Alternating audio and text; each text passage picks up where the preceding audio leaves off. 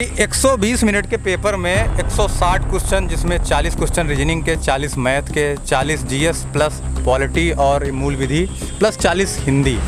हम लोग उम्मीद के सहारे ही बैठे हुए हैं। हम लोगों का धरना 63 दिन हो गया। हम लोगों ने भर्ती बोर्ड भी गए, बीजेपी कार्यालय पे भी अपनी बात रखने के लिए गए, 6 मई को गए और भी कई तारीखों में गए, लेकिन हम लोगों को ना कोई सुनना अधिकारी, ना वहाँ पे भर्ती बोर्ड पे विधानसभा उसमें खड़े होकर बोल दिया कि 2017 से लेकर 2021 तक कोई भी पुलिस की भर्ती हुई है उसमें धांधलीबाजी नहीं हुई है। और इससे उलट जिस धांधली के खिलाफ हमने ट्विटर कैंपेन चलाए कई बार, जिसमें 2.5 मिलियन तक ट्वीट किए हैं, वो योगी जी, उनमें योगी जी को और उनके सीएम ऑफिस को सबको हमने टैग किया, लेकिन उनको 2.5 मिलियन ट्वीट नहीं दिखे। योगी ने ये भी कंफर्म पता नहीं किया कि इसमें कितने फर्जी हैं और कितने ईमानदार हैं। सभी बच्चों को उन्होंने बधाई दे दी।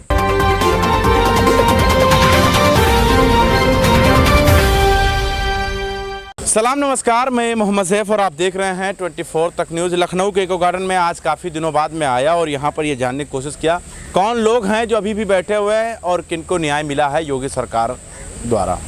लेकिन ये सोचकर मैं इको गार्डन में पहुँचा, इधर धूप है, फिर बारिश है, कभी बारिश हो रहा है, कभी धूप निकल रहा है और इसमें बीमार होने का काफ़ी संदेह भी रहता है। लेकिन अब आपको मैं बताऊं कि जब इको गार्डन में पहुंचा तो हमें फिर वही लोग मिले जिन लोगों को 1 महीना पहले मैंने यहां पर छोड़ा था, ये कवरेज करने के बाद गया, यानी यूपीएसआई स्कैम वाले। ये लोग यहां पर अभी भी वो बैठे हुए हैं। इनका क्या मामला अभी तक सरकार के संज्ञान में आया है, तो इन लोगों से हम बात कर लेते हैं। सबसे पहले तो हम नाम जानना चाहेंगे आपका। मेरा नाम शुभम कश्यप है, मैं जिला हरदोई से आया हूँ। अच्छा सर, आज हम लोग 63 दिन से अनवरत धरना कर रहे हैं। 21 अप्रैल से हम लोगों का धरना चल रहा है। हम लोगों की सिर्फ एक वही बेसिक मांग है कि जो 9534 की यूपीएसआई की भर्ती जो 12 नवंबर से 2 दिसंबर के बीच में कंप्लीट हुई, और जो एग्ज़ाम जब से 12 नवंबर से स्टार्ट हुआ तब से ही विवादों में है, क्योंकि जब से इसका एग्ज़ाम स्टार्ट हुआ कहीं ना कहीं किसी न किसी ज़िले में इसमें कई सारे स्टूडेंट पकड़े भी गए जो इलीगल तरीके से, गलत तरीक़ों से अपना पेपर सॉल्व कर रहे थे, बाहर से सिस्टम हैक करके पेपर अपना सॉल्व कर रहे थे। उस पर एसटीएफ ने और पुलिस भर्ती बोर्ड ने, जो हम लोगों ने इसकी बात की कि मतलब इस टाइप के स्टूडेंट पकड़े जा रहे हैं, इन पर कार्रवाई क्यों नहीं रही, तो उन्होंने इतना ही जवाब दिया कि इसका जब रिजल्ट आएगा तो जो ऐसा स्टूडेंट जो भी गलत तरीके से एग्ज़ाम करते हुए पकड़ा जाएगा वो कोई भी सेलेक्ट नहीं किया जाएगा और उसके खिलाफ़ कार्रवाई की जाएगी। उसके बाद जब इन्होंने 14 अप्रैल को इसका रिजल्ट दिया है, देखो उसमें भी रिजल्ट भी एग्ज़ाम 2 दिसंबर को ख़त्म हो गया था। आंसर की एक हफ्ते में आ रही है। आंसर की भी जब आ रही तब भी इसमें कई सारे विवाद उत्पन्न ये होते हैं कि अगस्त के आसपास पेट का एग्ज़ाम जो एक एलिजिबिलिटी टेस्ट टाइप का था, यूपीएससी के द्वारा कंडक्ट किया गया था, उसमें कुछ स्टूडेंट जो यूपीएसआई का भी एग्ज़ाम दिए थे, उनके पेट जैसे एग्ज़ाम में, कॉमन एग्ज़ाम में जो हाई स्कूल लेवल तक का एग्ज़ाम था, 100 में 25 नंबर, 30 नंबर, 35 नंबर, ठीक है, आ रहे थे। बट उन्होंने जब यूपीएसआई का एग्ज़ाम दिया उसमें 160 में 150, 145, 155 तक की क्वेश्चन सही हो रहे हैं। अच्छा, सारे मामले रहा है हाँ।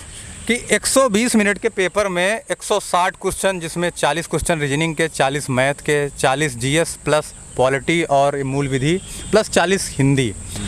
अचानक 2 महीने में ऐसा कौन सा उनको नॉलेज प्राप्त हो गया जो एसआई जैसे 4200 ग्रेड पे की नौकरी में एक अच्छी खासी स्नातक लेवल का परीक्षा में इतना बड़ा स्कोर कर दिया।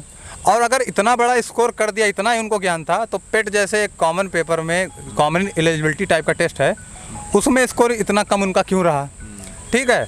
उसके अलावा एजेंसी तो ऑलरेडी है 6 राज्यों में। सवाल तो आप लोग लगातार उठा रहे हैं, लेकिन अभी तक क्या योगी सरकार की तरफ से क्या नतीजा आया आपके लिए? हम लोग उम्मीद के सहारे ही बैठे हुए हैं। हम लोगों का धरना 63 दिन हो गया। हम लोगों ने भर्ती बोर्ड भी गए, बीजेपी कार्यालय पे भी अपनी बात रखने के लिए गए, 6 मई को गए और भी कई तारीखों में गए, लेकिन हम लोगों को ना कोई सुनना अधिकारी, ना वहाँ पे भर्ती बोर्ड पे। विसंगतियाँ रही हैं कि आपको जो है अभी भी आपकी सुनवाई नहीं हो रही है और आप अभी भी 63 दिन से जो है इको गार्डन में बैठे हुए हैं।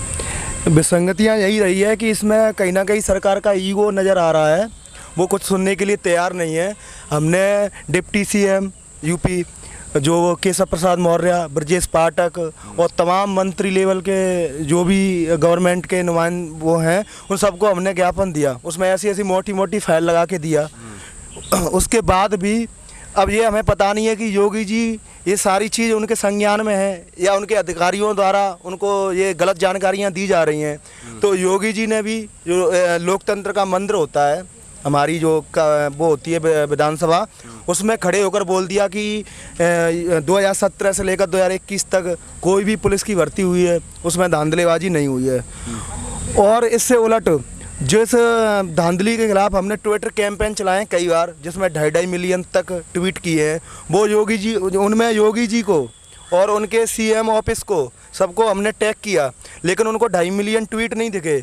जब भर्ती बोर्ड ने ये रिजल्ट पास किया है, अभी 12 जून को शायद आया है, तो योगी जी ने तुरंत, ऐसा लग रहा था जैसे भर्ती बोर्ड कब उस रिजल्ट को अनाउंस करे और हम जाकर बधाई दें, तो उन्होंने तुरंत 9,534 सेलेक्टेड बच्चे हैं। योगी ने ये भी कंफर्म पता नहीं किया कि इसमें कितने फर्जी हैं और कितने ईमानदार हैं, सभी बच्चों को उन्होंने बधाई दे दी। लेकिन एक बात नहीं समझ में आ रहा है कि अग्निपथ योजना जो है योगी सरकार यानी मोदी सरकार की तरफ से युवाओं को देने का बात कही गई, उसके बाद अग्निवीर जो हैं वो सारे अग्निवीर जो हैं वो सड़कों पर उतरे, ट्रेन को जला दिए, बस को जला दिए, पूरा तहस महस कर दिया। फिर उनकी तुरंत सुनवाई होती, मोदी जी कहते हैं कि मैं जो है उम्र जो है बढ़ा रहा हूँ। तो सर उन्होंने उम्र उसकी पात्रता के लिए बढ़ाई है, ना कि इसमें आपको नहीं लगता कि आप लोग यहाँ शांति प्रदर्शन कर रहे हैं और आपकी कोई सुनवाई नहीं हो रहा है? नहीं, वो बात सही है कि कहीं ना कहीं सरकार ये चाहती है कि जो युवा हैं वो अब हमें यहाँ 63 दिन हो गए, तो सरकार कहीं ना कहीं इंगित करती है कि आप शांतिपूर्ण तरीके से यहाँ बैठोगे तो आपकी सुनवाई हम नहीं करेंगे, आप इस तरीके से ये चीज़ें करेंगे तभी सुनवाई करेंगे।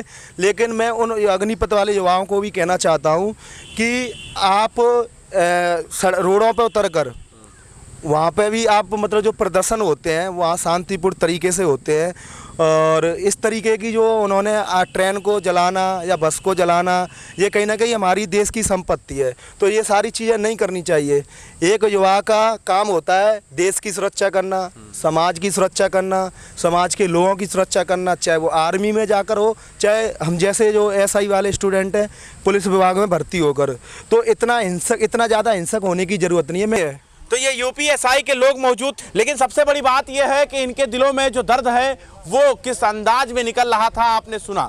अब आपको वीडियो कैसी लगी कमेंट बॉक्स में अपना राय दीजिए और हमारे साथ जुड़े रहिए। नए हैं तो चैनल को सब्सक्राइब करिए और बगल में जो घंटी है उसको जरूर दबा दीजिए। कैमरामैन अभिजीत के साथ मैं मोहम्मद ज़ैफ, लखनऊ।